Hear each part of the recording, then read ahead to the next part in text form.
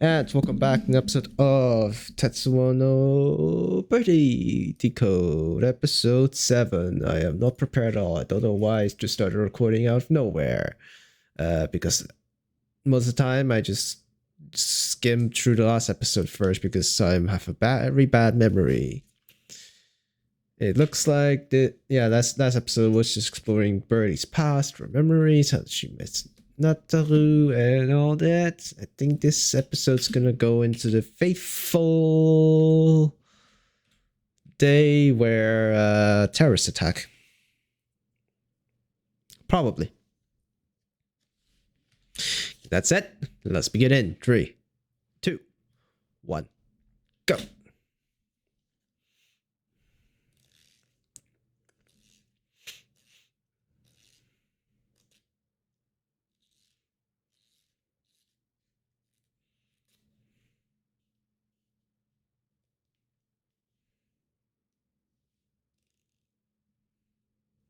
It's her day job.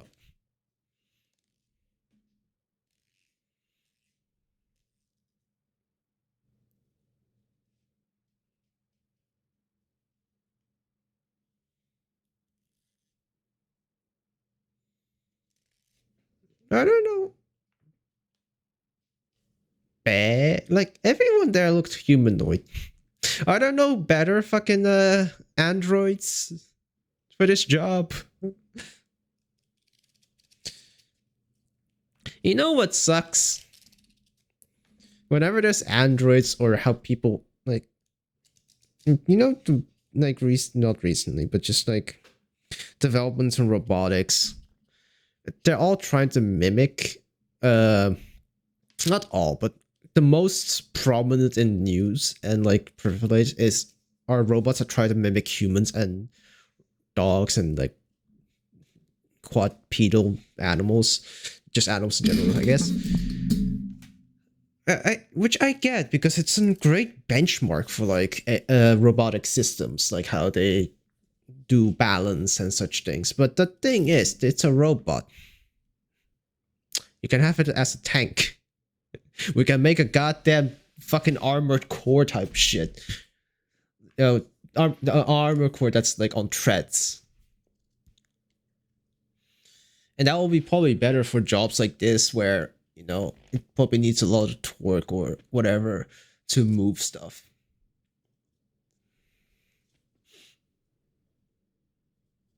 Yeah, the thing like a humanoid robot frying rice, like you could probably fucking design a system that is way simpler than that. Who can fry a mean fucking pot of rice. Nothing needs to be humanoids. Sure, humanoid is very variable, but it's a lot more complex and even an arm. I wonder how many tasks you can achieve, like cooking or moving stuff or anything, if you just build in a 5-axis machine in a whole warehouse.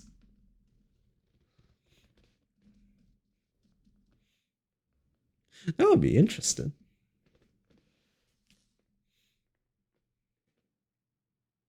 At least you notice.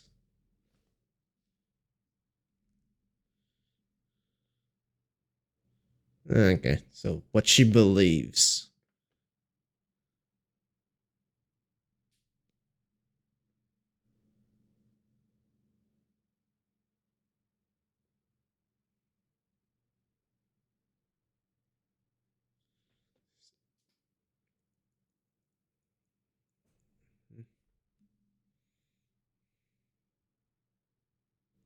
The fuck do you mean?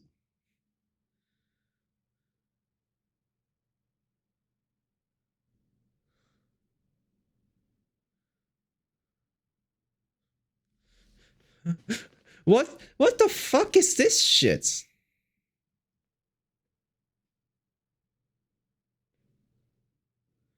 Like, wait, I don't get that.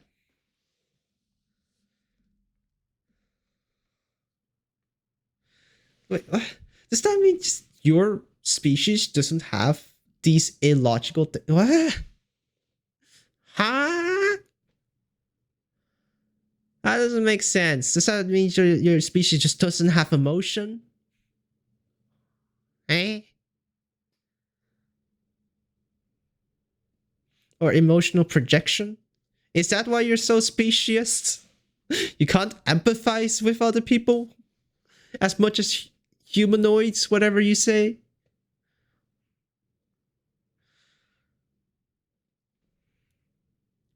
Huh? This is one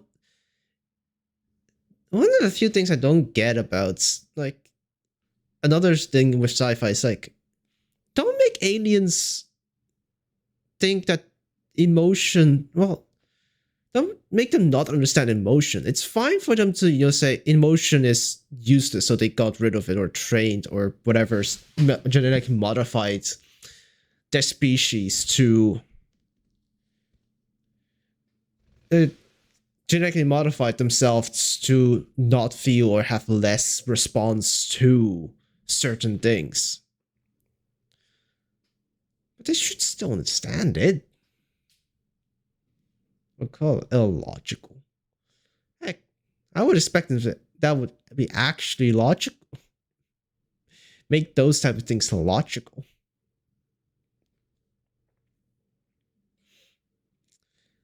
I really wonder, how would a species without emotion or empathy able to evolve to the level of humans or beyond? Because that would be less, there won't be empathy and things like that, because that is directly correlated with emotion.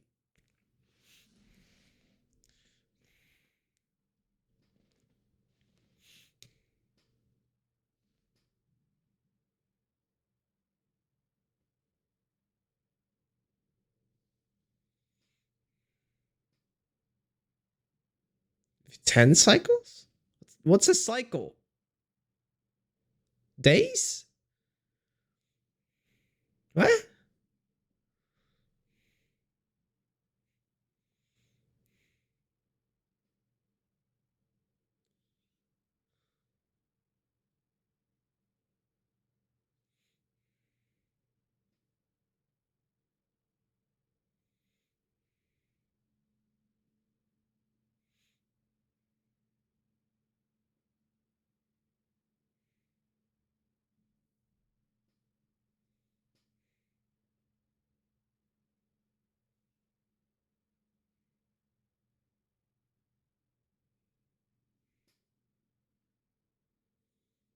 So this is what type of hover technology would this be?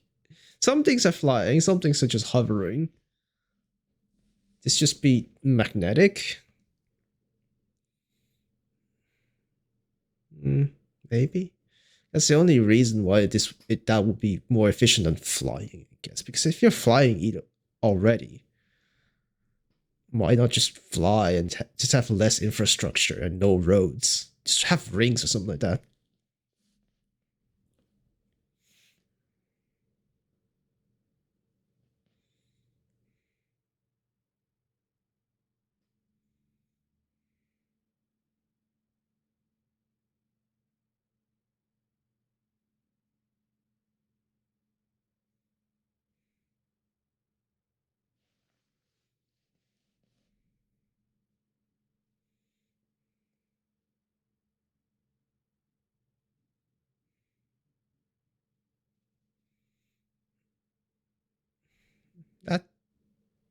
That announcer's just a fucking elf.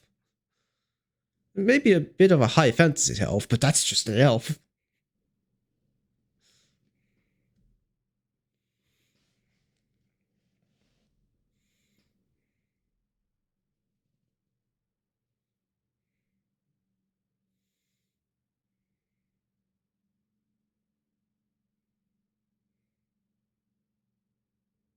What's that attached? Why is it just floating in front of his mouth? What's attached? What's its anchor point?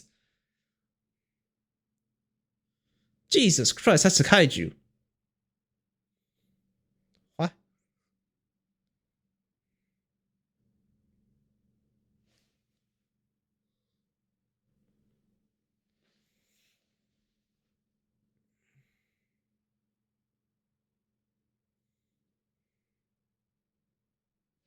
Terrorist attack.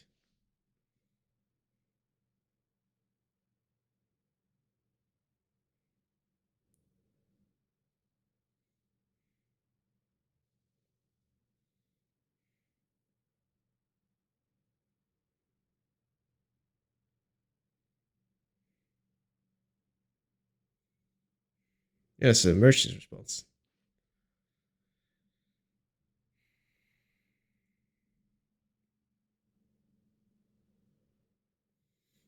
Hmm. Okay. Wormhole spawners. Yeah.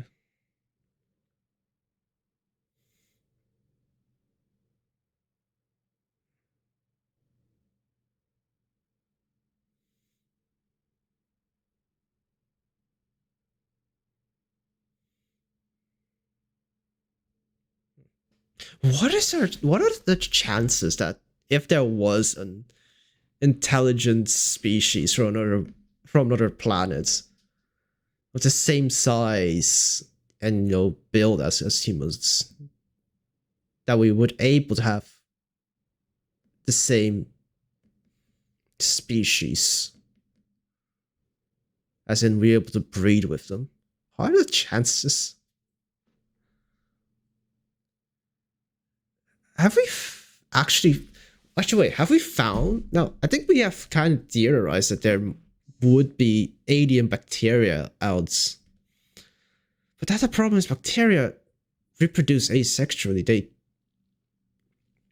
split and mutate.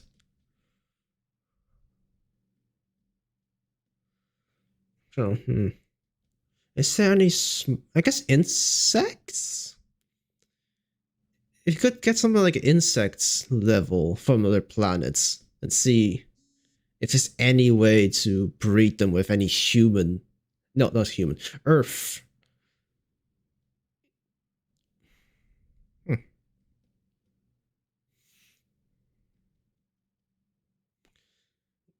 Maybe if there are carbon-based life forms, we definitely have a higher chance than when people speculate other based life forms like silicone. Eh.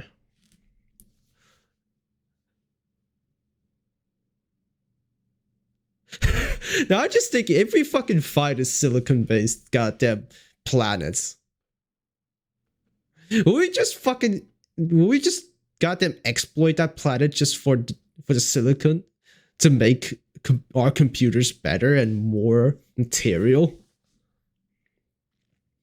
Then again, I think if we ever find a thing and they are not as well, we would exploit them as fuck. As I said, species discrimination will never probably disappear, especially interplanetary.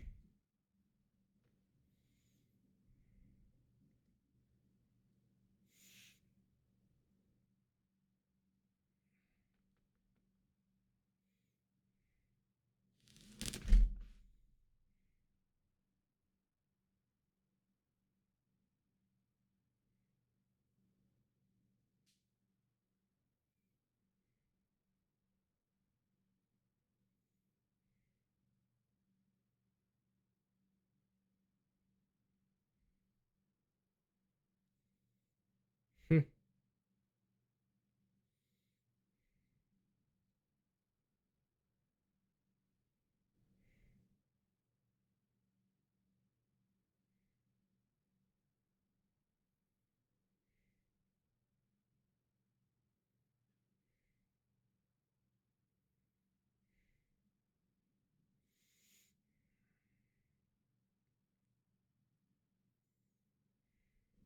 Just fucking machine guns. Why does wait? That's a minigun for a face, but it doesn't spit. For essentially a minigun for a face.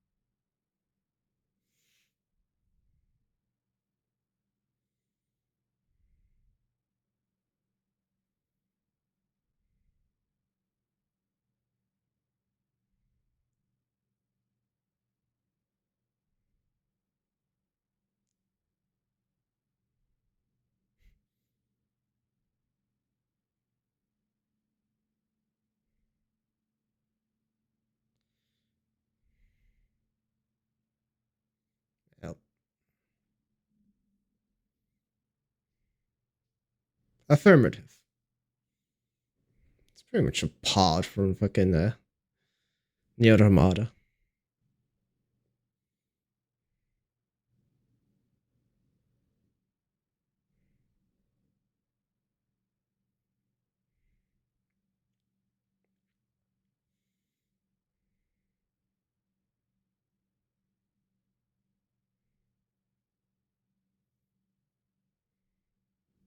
Hmm. The moment you realize that your parents are more badass than you think. Essentially.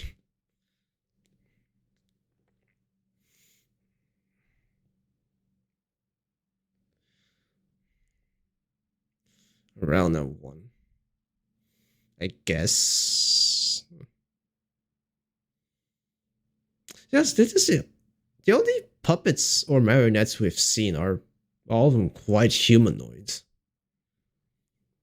At least in proportion wise. You're quite like you had the big guys, I guess, from the original where it's just a dome with a camera.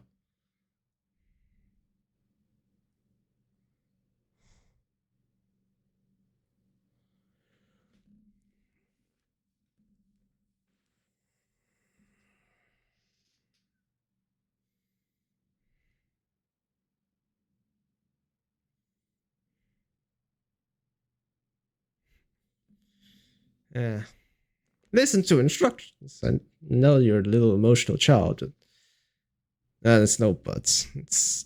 That's the reason.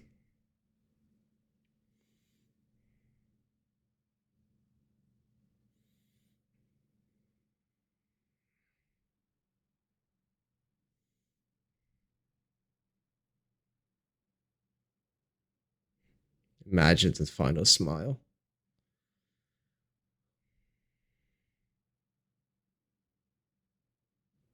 Jesus.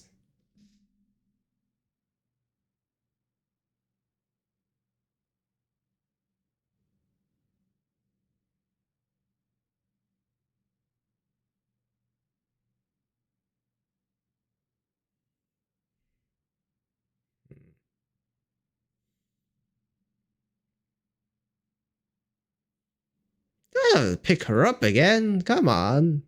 Just stomp her on her or something. Just makes it worse. Jesus, that's ugly. Understandable.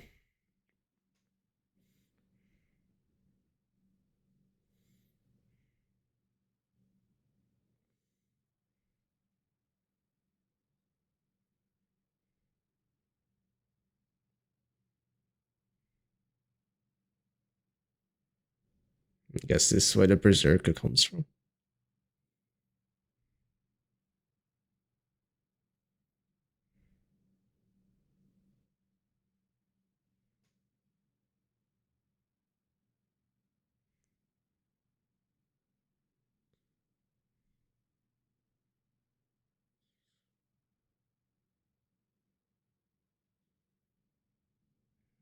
Why is that blood color?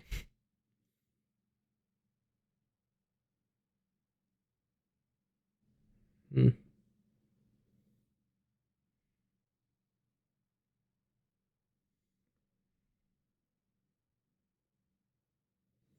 No.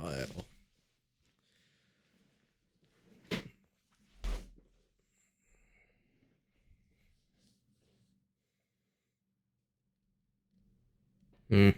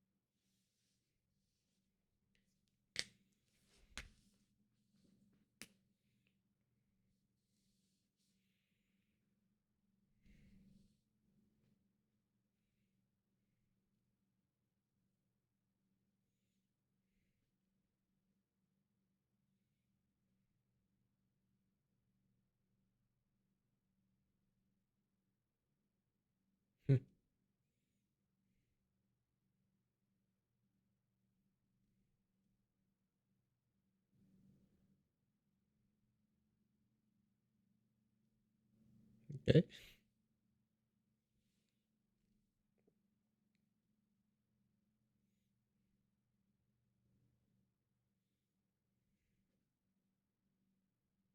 And she grew up fast.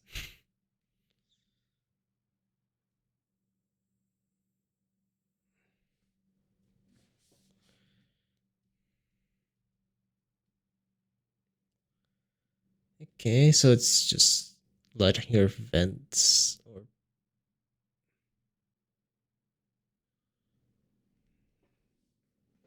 just reliving that, I guess, properly.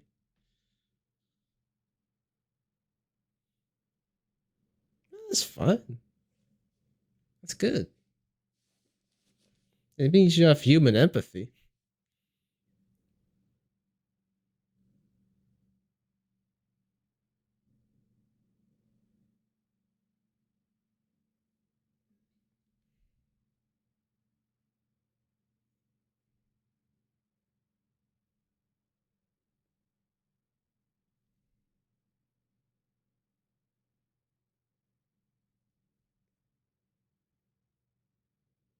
Okay.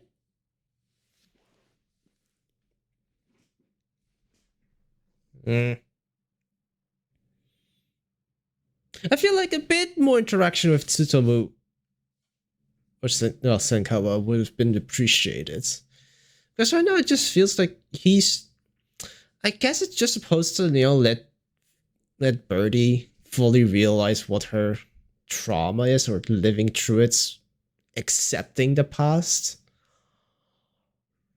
and that's what solves it. I'm gonna guess, but Senka was. It feels way too fucking backseat.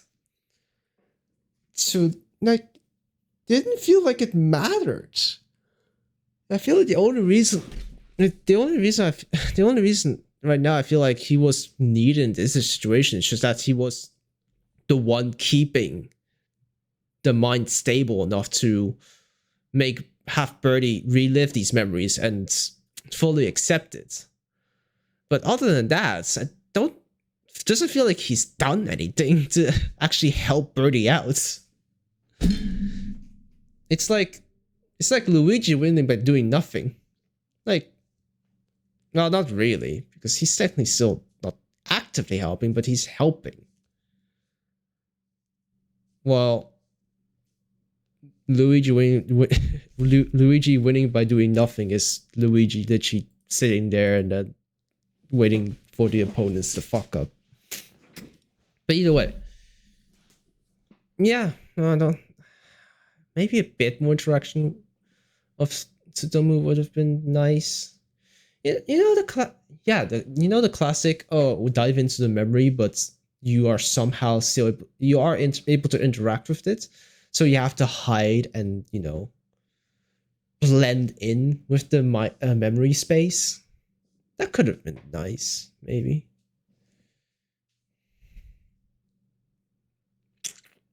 Yeah. It feels too passive.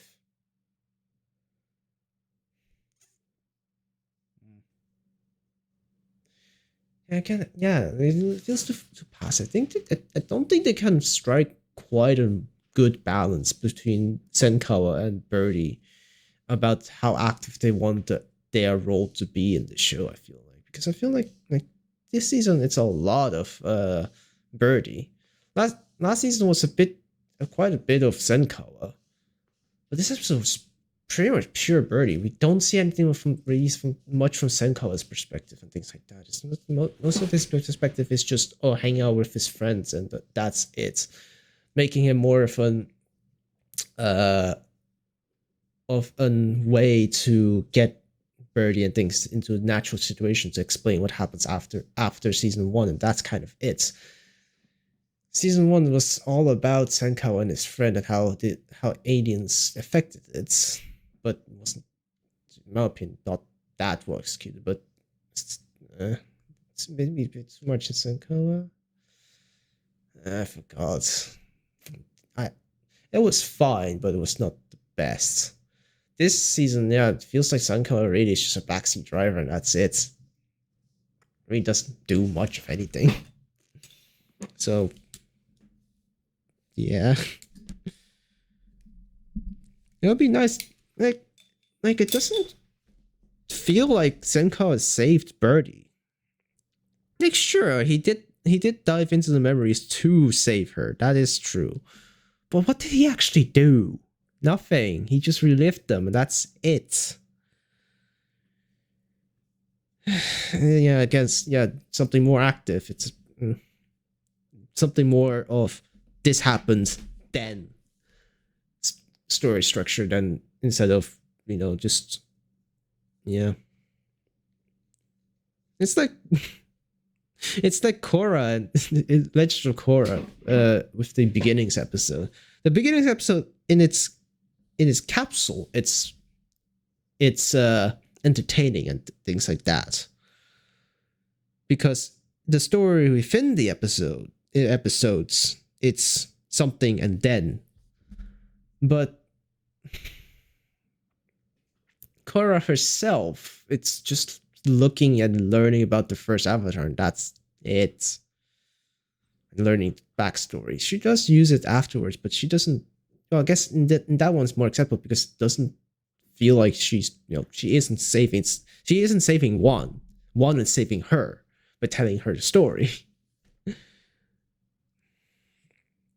But here's Senkawa trying to save Birdie, but he's technically doing nothing. That's the whole problem. He's doing nothing. So yeah, like he didn't even try to things like jump in instinctively and try to protect little Birdie or things like that. He's just literally standing there, commentary from Midias and the other fucking guy, prying into fucking Birdie's privacy, which, like, it's the way to save her, but still, a bit of action, please. Well, either way, because that's Birdie's full-on backstory, I guess. And that'll be it for episode of Tetsuwan no Birdy, or Birdy the Mighty Decode, Season 2, Episode 7. And I will see you guys next time. Bye-bye. And here are the people who decided to sell out their souls. Welcome to hell.